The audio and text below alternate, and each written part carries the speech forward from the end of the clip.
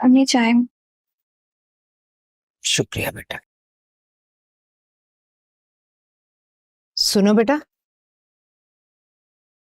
इधर आओ ना, बैठो मेरे साथ।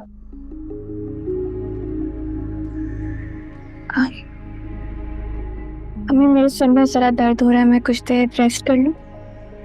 अरे तुमने मुझे बताया क्यों नहीं? चाय क्यों बना कर ले आई तुम? मुझे बताओ क्यों सर में दर्द हो रहा है? बेटा सब खैरियत है ना? थे वो सर जरा भारी हो रहा था, कुछ देर आराम करूंगी तो ठीक हो जाऊंगी। आप हाँ ठीक है, जाओ आराम करो।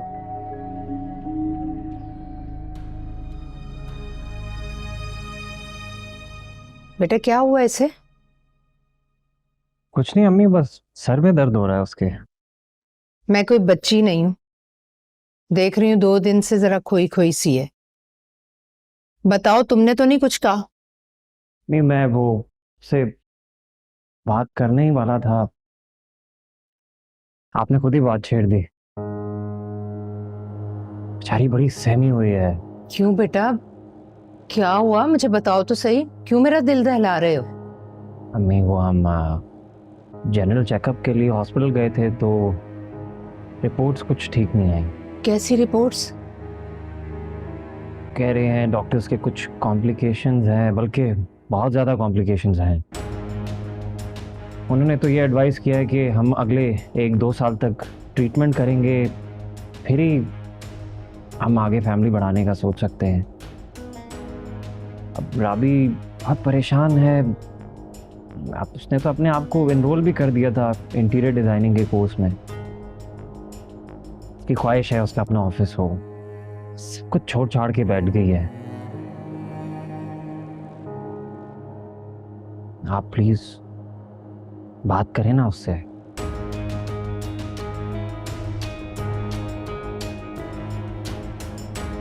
Thank you.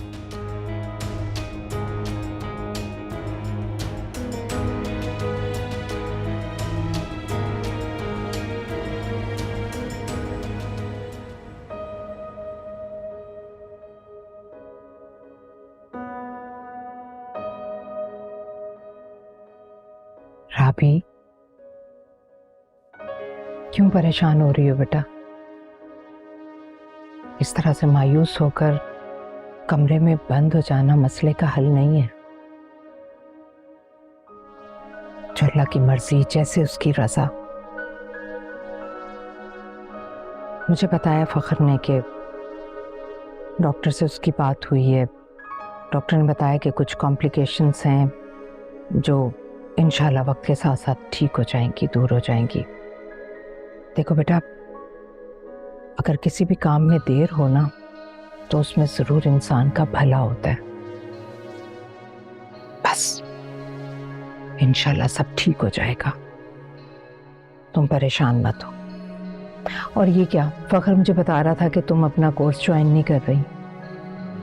मायूसी और नाउमीदी से मुझे बहुत नफरत है, और ये बात ठीक नहीं है बेटा। अगर एक काम नहीं हो रहा तो उसके लिए बाकी सारे काम छोड़ दिए जाएं।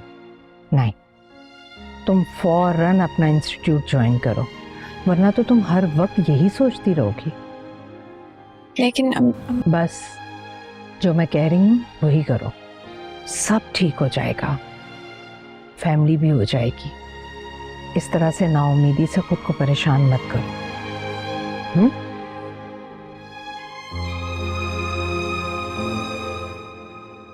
फखर अली बेग, तुम मेरा फखर। दिल चाहता है एक और बार तुमसे शादी करें, कम से कम 2 साल के लिए फैमिली वाला चैप्टर क्लोज।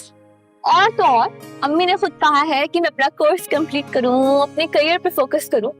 इससे ज्यादा परफेक्ट और क्या हो सकता है अपना? शुक्र अदा करो तुम मेरा, बल्कि तुम्हें चाहिए कि तुम मेरी खिदमत करने में कोई कसर ना छोड़ो। मेरी सारी बातें मानो। जिस तरह मैं तुमसे कहूँ कि दिन है तो तुम कहो दिन, मैं कहूँ रात है तो रात, मैं कहूँ खड़ी हो जाओ तो खड़ी हो जाओ, मैं कहूँ बैठ जाओ तो बैठ जाओ।